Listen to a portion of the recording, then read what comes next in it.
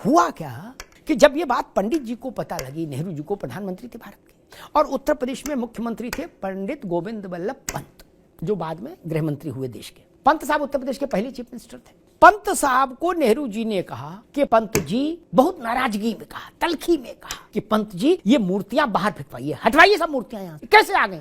अब पंत साहब की स्थिति ये कि इधर कुआं उधर खाई। नेहरू जी की बात ना माने तो बॉस नाराज, और माने तो बवाल की आशंका।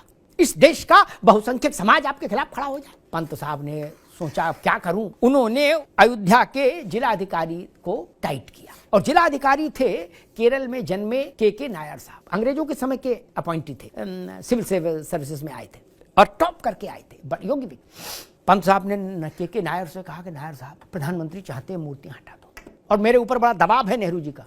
पंत से नायर ने कहा कि आप अपना दबाव मेरे ऊपर ट्रांसफर कर दो, मैं बात कर लूंगा प्रधानमंत्री से, आप कह दीजिए कि डीएम नहीं मान रहा। पंत ने अपना जान छुड़ाई, बोले भाई डीएम नहीं मान रहा। भारत के प्रधानमंत्री ने अयोध्या के जिलाधिकारी, फैजाबाद जिले के जिलाधिकारी, तब तो फैजाबाद था, अयोध्या तो अभी बना जिला, फैजाबाद जिले के जिलाधिकारी के नायर को टेलीफोन पर लिया और उन्होंने बहुत सख्ती के साथ नायर से कहा कि ये मूर्तियां हटाकर मुझे बताओ, मेरे आदेश को क्रियान्वित करके मुझे रिपोर्ट करो, मैं इफ और बट नहीं सुनना चाहता, no if no but. Nair ने कहा कि ऑनरेबल प्राइम मिनिस्टर सर, मैं ऐसा नहीं करूंगा। अब आप सोचिए, नेहरू प्रधानमंत्री और वो भी नेहरू जैसा फोन पर हो और कोई डिस्ट्रिक्ट मजिस्ट्रेट ये कह दे कि मैं ऐसा नहीं करूंगा जो आप कह रहे हो। हंगामा मच गया, स्वाभाविक है, नेहरू जी उत्तेजित हुए होंगे, स्वाभाविक है, और उन्होंने कुछ कहा भी होगा नायर से। नायर ने कहा कि अगर ऐसा हुआ तो भारी दंगा फसाद होगा, रक्तपात होगा, उसकी जिम्मेदारी मेरी है एज डिस्ट्रिक्ट मजिस्ट्रेट,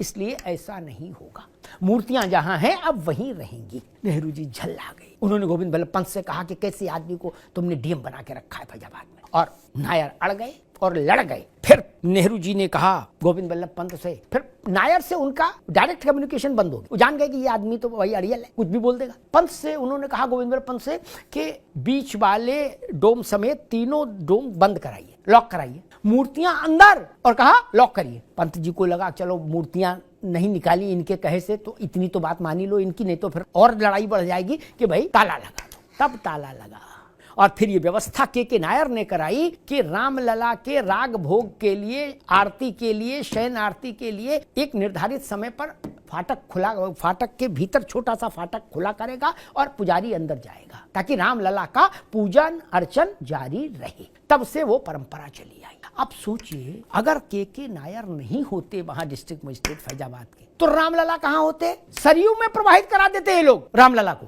वो जिलाधिकारी था जो अड़ा और लड़ा। इसलिए मैं कई बार कहता हूं कि रामलला के जो भव्य दिव्य नव्य मंदिर है अयोध्या में, इसमें सबसे ज्यादा योगदान अगर किन्हीं लोगों का है तो उनमें एक के नायर भी हैं। के नायर नहीं होते तो उत्तर प्रदेश में फिर किसकी हैसियत थी कि नेहरू जी के गुस्से को झेल जाए।